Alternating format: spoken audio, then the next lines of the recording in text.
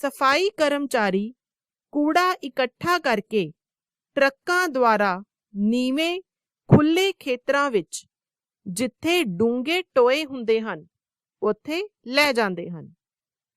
ਇਨ੍ਹਾਂ ਖੁੱਲ੍ਹੇ ਖੇਤਰਾਂ ਨੂੰ ਭਰਾਵ ਖੇਤਰ ਕਿਹਾ ਜਾਂਦਾ ਹੈ। ਭਰਾਵ ਖੇਤਰ ਵਿੱਚ ਕੂੜੇ ਕਰਕਟ ਨੂੰ ਵਰਤੋਂਯੋਗ ਅਤੇ ਨਾ ਵਰਤੋਂਯੋਗ ਭਾਗਾਂ ਵਿੱਚ ਵੰਡਿਆ ਜਾਂਦਾ ਹੈ। ਨਾ ਵਰਤੋਂਯੋਗ ਭਾਗ ਨੂੰ ਭਰਾਵ ਖੇਤਰ ਵਿੱਚ ਫੈਲਾ ਕੇ ਮਿੱਟੀ ਦੀ ਪਰਤ ਨਾਲ ਢੱਕ ਦਿੱਤਾ ਜਾਂਦਾ ਹੈ। ਕੂੜੇ ਕਰਕਟ ਦੇ ਵਰਤੋਂਯੋਗ ਹਿੱਸੇ ਦੇ ਨਿਪਟਾਰੇ ਲਈ ਭਰਾਵ ਖੇਤਰਾਂ ਦੇ ਨੇੜੇ ਹੀ ਕੰਪੋਸਟ ਬਣਾਉਣ ਵਾਲੇ ਖੇਤਰ ਵਿਕਸਿਤ ਕਰ ਲਏ ਜਾਂਦੇ ਹਨ। ਬੱਚਿਓ, ਕੰਪੋਸਟ ਕੀ ਹੈ?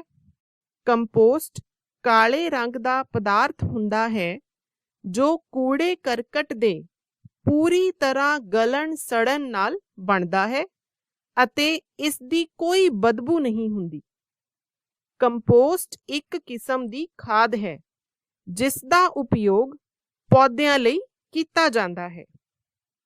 ਕੁਝ ਪਦਾਰਥਾਂ ਦੇ ਗਲ ਸੜ ਕੇ ਖਾਦ ਵਿੱਚ ਪਰਿਵਰਤਿਤ ਹੋਣ ਦੀ ਕਿਰਿਆ ਨੂੰ ਕੰਪੋਸਟਿੰਗ ਕਿਹਾ ਜਾਂਦਾ ਹੈ। Vermi composting. ਕੰਪੋਸਟਿੰਗ ਦੀ ਇੱਕ ਕਿਸਮ ਵਰਮੀ ਕੰਪੋਸਟਿੰਗ ਹੈ। ਬੱਚਿਓ, ਗੰਡੋਏ ਨੂੰ ਕਿਸਾਨਾਂ ਦੇ ਮਿੱਤਰ ਜੀਵ ਵੀ ਕਿਹਾ ਜਾਂਦਾ ਹੈ। ਆਓ ਇਹ ਪਤਾ ਲਗਾਈਏ ਕਿ ਗੰਡੋਏ ਦੀ ਇੱਕ ਪ੍ਰਜਾਤੀ ਲਾਲ ਗੰਡੋਏ ਕੰਪੋਸਟਿੰਗ ਵਿੱਚ ਕਿਵੇਂ ਉਪਯੋਗੀ ਹਨ। ਲਾਲ ਗੰਡੋਏ ਦੀ ਮਦਦ ਨਾਲ ਕੰਪੋਸਟ ਬਣਾਉਣ ਦੀ ਇਸ ਵਿਧੀ ਨੂੰ ਵਰਮੀ ਕੰਪੋਸਟਿੰਗ ਆਖਦੇ ਹਨ। ਲਾਲ ਗੰਡੋਏ ਦੇ ਦੰਦ ਨਹੀਂ ਹੁੰਦੇ। ਇਹਨਾਂ ਵਿੱਚ ਇੱਕ ਵਿਸ਼ੇਸ਼ ਪ੍ਰਕਾਰ ਦੀ ਸੰਰਚਨਾ ਹੁੰਦੀ ਹੈ ਜਿਸ ਨੂੰ ਪੋਟਾ ਜਾਂ ਗਿਜ਼ਰਡ ਆਖਦੇ ਹਨ, ਜੋ ਭੋਜਨ ਨੂੰ ਪੀਸਣ ਵਿੱਚ ਇਸ ਦੀ ਮਦਦ ਕਰਦਾ ਹੈ। ਲਾਲ ਗੰਡੋਏ ਬਹੁਤ ਗਰਮ ਜਾਂ ਠੰਡੇ ਵਾਤਾਵਰਣ ਵਿੱਚ ਜਿਉਂਦੇ ਨਹੀਂ ਰਹਿ ਸਕਦੇ। ਉਹਨਾਂ ਨੂੰ ਆਪਣੇ ਆਲੇ ਦੁਆਲੇ ਨਮੀ ਦੀ ਲੋੜ ਹੁੰਦੀ ਹੈ। ਆਓ ਹੁਣ ਵਰਮੀ ਕੰਪੋਸਟਿੰਗ ਨੂੰ ਇੱਕ ਕਿਰਿਆ ਰਾਹੀਂ ਸਮਝੀਏ। ਮੈਦਾਨ ਵਿੱਚ ਇੱਕ ਟੋਆ ਪੁੱਟੀਏ ਜਾਂ ਕੋਈ ਲੱਕੜੀ ਦਾ ਬਕਸਾ ਕਿਸੇ ਅਜਿਹੇ ਸਥਾਨ ਤੇ ਰੱਖੀਏ ਜੋ ਨਾ ਤਾਂ ਬਹੁਤ ਗਰਮ ਹੋਵੇ ਅਤੇ ਨਾ ਹੀ ਠੰਡਾ। ਟੋਏ ਜਾਂ ਬਕਸੇ ਦੇ ਤਲ ਤੇ ਇੱਕ ਜਾਲ ਜਾਂ ਮੁਰਗਾ ਜਾਲੀ ਵਿਛਾ ਦਿਓ।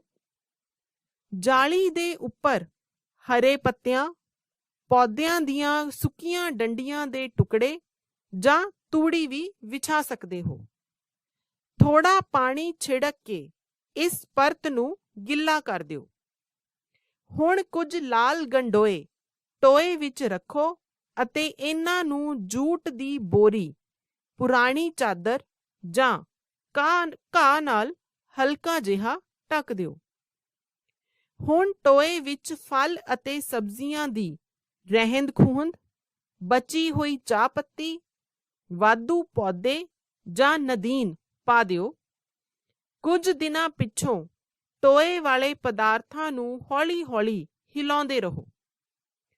3-4 ਹਫ਼ਤਿਆਂ ਬਾਅਦ ਟੋਏ ਵਿੱਚ ਮਿੱਟੀ ਵਰਗਾ ਪੋਲਾ ਪਦਾਰਥ ਦਿਖਾਈ ਦਿੰਦਾ ਹੈ।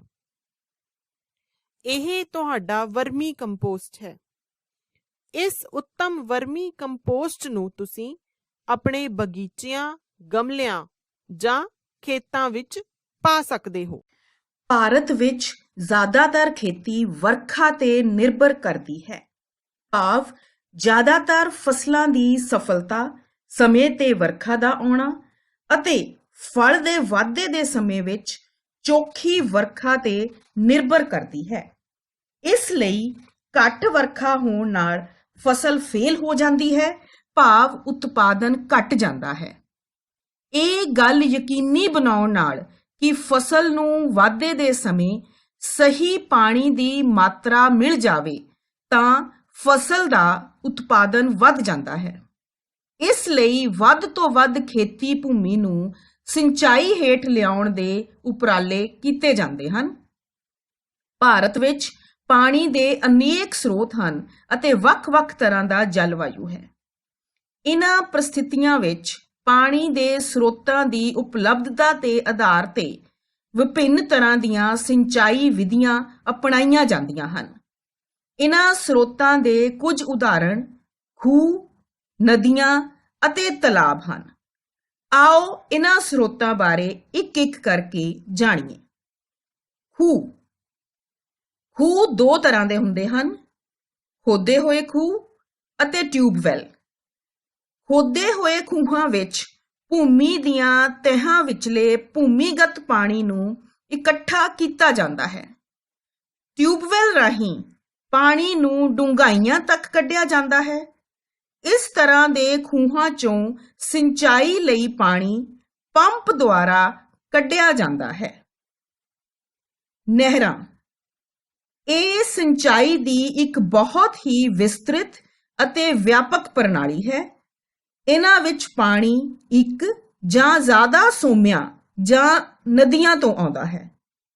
ਮੁੱਖ ਨਹਿਰ ਤੋਂ ਕਈ ਛੋਟੀਆਂ ਨਹਿਰਾਂ ਨਿਕਲਦੀਆਂ ਹਨ, ਜਿਹੜੀਆਂ ਅੱਗੇ ਛੋਟੇ ਭਾਗਾਂ ਵਿੱਚ ਵਿਭਾਜਿਤ ਹੋ ਕੇ ਖੇਤਾਂ ਵਿੱਚ ਸਿੰਚਾਈ ਕਰਦੀਆਂ ਹਨ।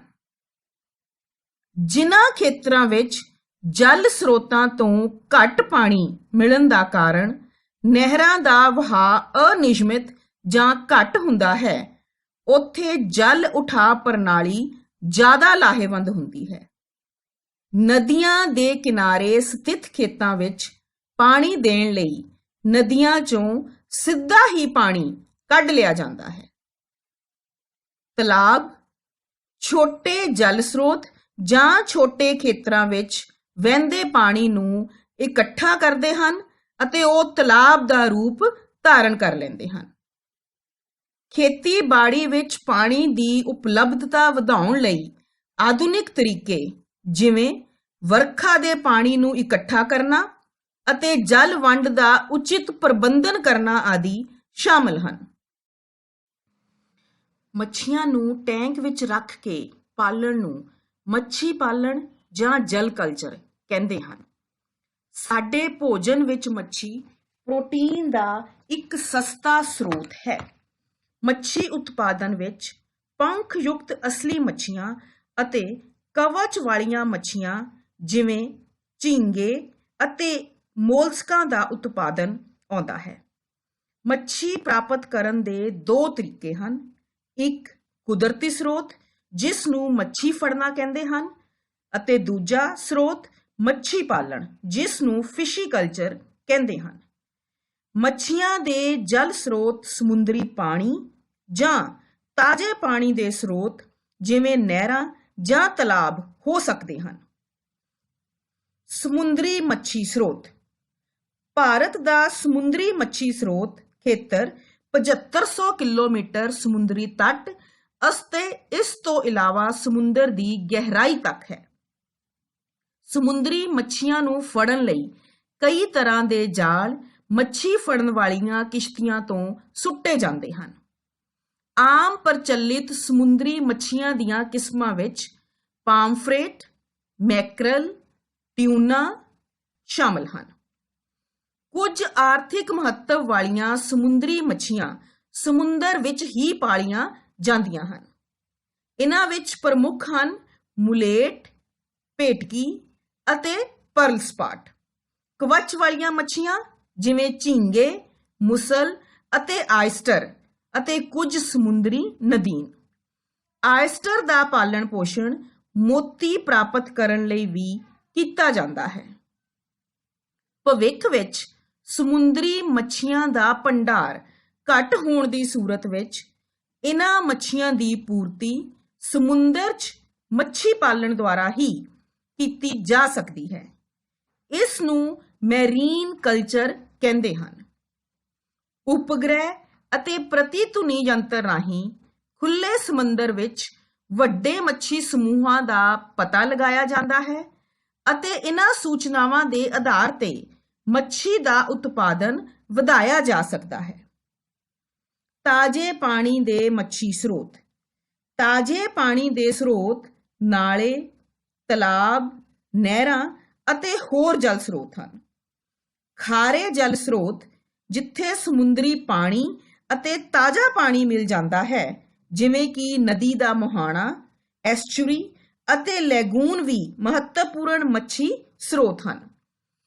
ਮੱਛੀ ਕਲਚਰ ਦਾ ਕੰਮ ਕਈ ਵਾਰੀ ਧਾਨ ਦੀ ਫਸਲ ਦੇ ਨਾਲ ਵੀ ਕੀਤਾ ਜਾਂਦਾ ਹੈ, ਤਾਂ ਕਿ ਮੱਛੀਆਂ ਖੇਤ ਦੇ ਪਾਣੀ ਵਿੱਚ ਹੀ ਪਾਲੀਆਂ ਜਾ ਸਕਣ। ਮੱਛੀਆਂ ਦੇ ਭੋਜਨ ਪ੍ਰਤੀ ਆਦਤਾਂ ਵੱਖ-ਵੱਖ ਹੁੰਦੀਆਂ ਹਨ। ਇਸ ਲਈ ਇੱਕ ਅਕੈਰੇ ਮੱਛੀ ਪਾਲਣ ਵਿੱਚ 5 ਜਾਂ 6 ਮੱਛੀਆਂ ਦੀਆਂ ਕਿਸਮਾਂ ਇਕੱਠੀਆਂ ਪਾਈਆਂ ਜਾਂਦੀਆਂ ਹਨ। ਇਸ ਤਰ੍ਹਾਂ ਦੇ ਮੱਛੀ ਪਾਲਣ ਨੂੰ ਮਿਸ਼ਰਿਤ ਮੱਛੀ ਕਲਚਰ ਪ੍ਰਣਾਲੀ ਕਿਹਾ ਜਾਂਦਾ ਹੈ। ਉਦਾਹਰਣ ਵਜੋਂ ਕਟਲਾ ਮੱਛੀਆਂ ਪਾਣੀ ਦੀ ਸਤਹ ਦੇ ਉੱਪਰੋਂ ਭੋਜਨ ਲੈਂਦੀਆਂ ਹਨ।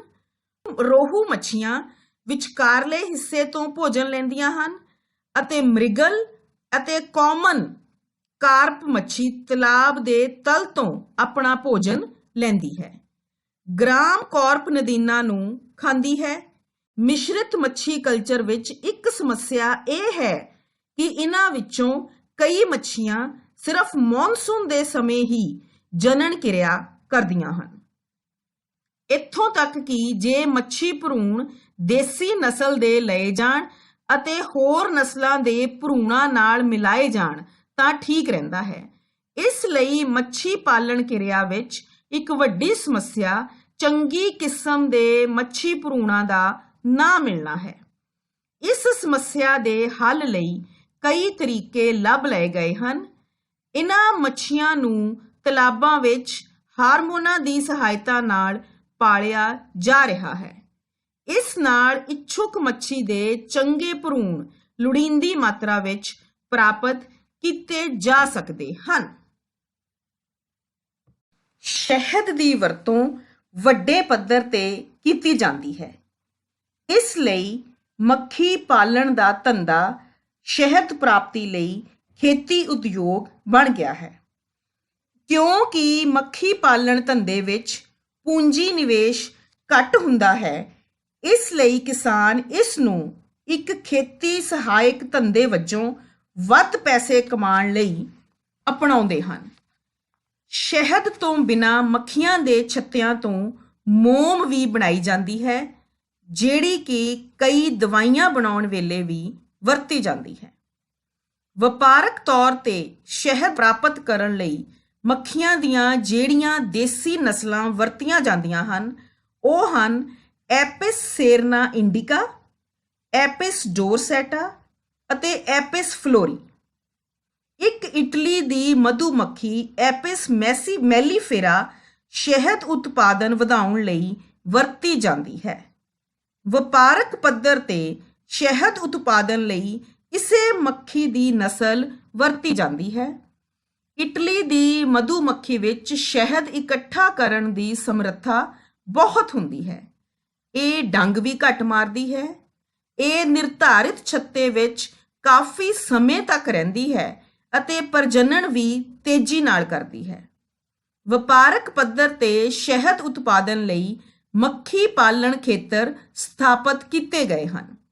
ਸ਼ਹਿਦ ਦੀ ਕੀਮਤ ਅਤੇ ਗੁਣਵੱਤਾ ਇਸ ਗੱਲ ਤੇ ਨਿਰਭਰ ਕਰਦੀ ਹੈ ਕਿ ਉਹ ਕਿਹੋ ਜਿਹੀ ਥਾਂ ਤੇ ਰਹਿੰਦੀਆਂ, ਭਾਵ ਉੱਥੇ ਮਿਲਣ ਵਾਲੇ ਕਿਹੜੇ ਫਲਾਂ ਤੋਂ ਰਸ ਅਤੇ ਪਰਾਗਕਣ ਇਕੱਠੇ ਕਰਦੀਆਂ ਹਨ। ਮੱਖੀਆਂ ਦੇ ਛੱਤੇ ਦੀ ਥਾਂ ਤੋਂ ਇਲਾਵਾ ਜਿਹੜੇ ਫੁੱਲਾਂ ਤੋਂ ਰਸ ਇਕੱਠਾ ਕੀਤਾ ਜਾਂਦਾ ਹੈ, ਉਸ ਮੁਤਾਬਕ ਹੀ ਸ਼ਹਿਦ ਦਾ ਸਵਾਦ ਹੋਵੇਗਾ।